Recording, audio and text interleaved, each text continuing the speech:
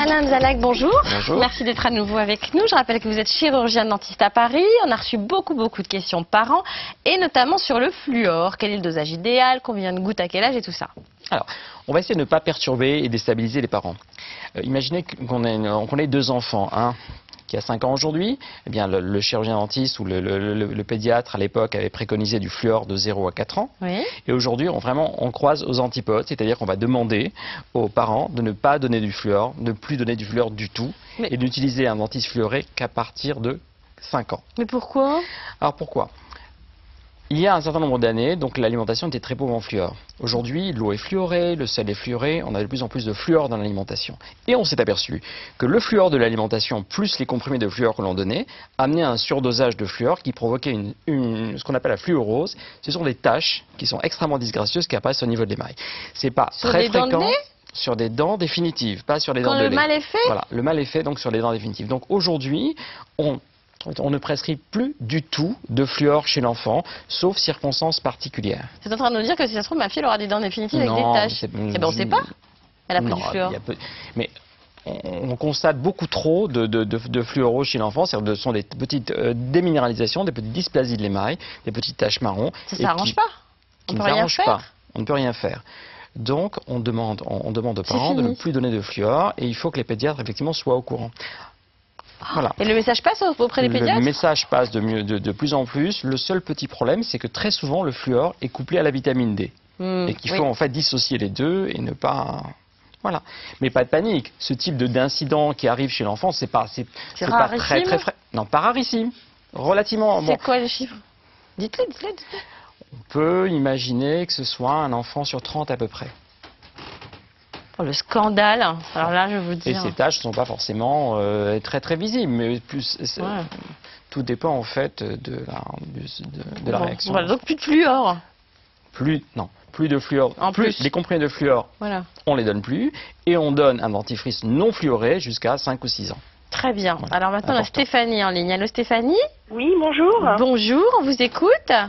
Alors voilà, j'ai mon fils Raphaël qui a 2 ans et demi et qui a les dents un peu jaunes. J'ai vu sur internet que ça pouvait être dû à des sirops qu'il avait eu quand il était petit. Donc j'aurais voulu savoir si c'était possible et qu'est-ce qu'on peut faire pour qu'elles redeviennent bien blanches. Bon, écoutez, il peut s'agir de coloration. Il peut tout simplement s'agir de coloration. Donc elles peuvent être polies par le dentiste qui utilisera une petite brosse et éliminer ces taches. On a rarement de coloration, de troubles de l'émail au niveau des dents de lait, c'est relativement rare.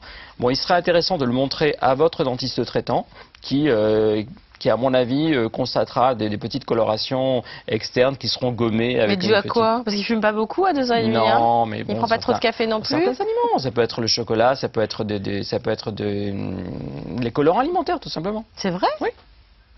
Il aurait une sensibilité particulière alors? En général, ses dents ne lui font pas mal. Il n'a pas l'air de se plaindre. Non, pas du tout, pas du tout. Bon, il n'y a pas vous ne notez pas de petites imperfections de l'émail, de petits trous, de petites... Non. Bon, alors ne vous inquiétez pas. Un simple voile jaune. Non, ne vous inquiétez pas. Ça ne préfigure absolument pas aussi la couleur des définitives. D'accord, ok. Bon, ben voilà Stéphanie. Merci beaucoup. Au revoir. Au revoir. Un mail de Carla qui nous écrit, non pas d'Élysée mais de Toulouse. Elle dit: mon fils est né avec une fente labiale. Il a été opéré. Ses dents de lait poussent mais ne sont absolument pas alignées. Que faire? Que pouvez-vous me conseiller? Alors, ce n'est absolument pas grave. Le traitement orthodontique réalignera les dents. Ce traitement orthodontique se fait en général à partir de 11 ans. Donc on n'a pas vraiment, la maman n'a pas à s'affoler avant 11 ans, sauf vraiment un trouble d'alignement spectaculaire. Ah oui? Et avant 11 ans, on ne peut rien faire, on ne met pas de bague, des choses comme ça? Alors l'orthodontie avant 11 ans n'a pas trop d'intérêt parce pas toujours en tout cas, parce qu'on agit sur les dents définitives. Et la majorité des dents définitives sont en général là vers 11, 12, 13 ans. Donc on n'intervient jamais sur des dents de lait. Non, pas sur les dents de lait, mais on peut intervenir en denture mixte, c'est-à-dire vers 7-8 ans, lorsque par exemple un enfant a trop sucé son pouce et donc on va lui rentrer un petit peu donc les maxillaires en haut. Ou alors par exemple lorsqu'un enfant ou une enfant est prognate, c'est-à-dire qu'elle a le maxillaire, donc vous le faites, c'est exactement, en avant. Et on freine à ce moment-là pour freiner la croissance de la mandibule, du maxillaire inférieur, on bloque, on fait un traitement orthodontique. Donc en général, on n'intervient pas avant 11 ans. D'accord.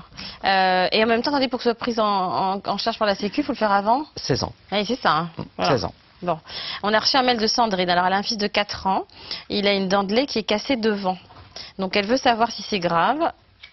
Enfin, c'est surtout pour sa dent définitive qu'elle s'inquiète. Alors, absolument pas grave pour la dent définitive, déjà. La réparer une dent de lait avec un composite, c'est un petit produit, c'est assez difficile parce que les dents sont petites, le produit ne tient pas bien. Il faut tout simplement surveiller que la dent ne noircisse pas et ce qui pourrait en fait être symptomatique d'une infection. Donc surveiller que la dent ne noircisse pas et qu'il n'y ait pas de gonflement en regard de la dent. La dent, de toutes les manières, va tomber vers 5 ans et demi, 6 ans. Donc ce n'est absolument pas grave. Il ne peut pas avoir touché la matrice? Non. En général, lorsque la matrice a été touchée, la dent de lait s'est complètement enfoncée, ce qui ne semble pas être le cas. Cassé. Bon, juste très vite, à quel âge on peut commencer à faire un détartrage? Alors, chez l'enfant, on ne parle pas de détartrage, plutôt de polissage. Il est rare qu'un enfant ait du tartre. Un polissage, on peut le faire dès l'âge on va dire de 3 ans, si les dents sont colorées, si les dents sont insuffisamment brossées. Ah, c'est ça. Donc là, il faudrait apprendre à brosser pour pas que ça recommence. Voilà. Merci beaucoup, docteur. On se retrouve très bientôt.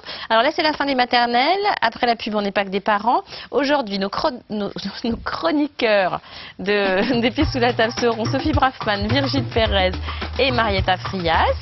Et avant, dans le dossier, nous allons parler de celles et ceux qui ont réussi à dépasser leurs complexes, voire à transformer leurs différences en points forts. Quel a été leur parcours et quel a été le déclic vers cette libération? Réponse après la pub. À bientôt.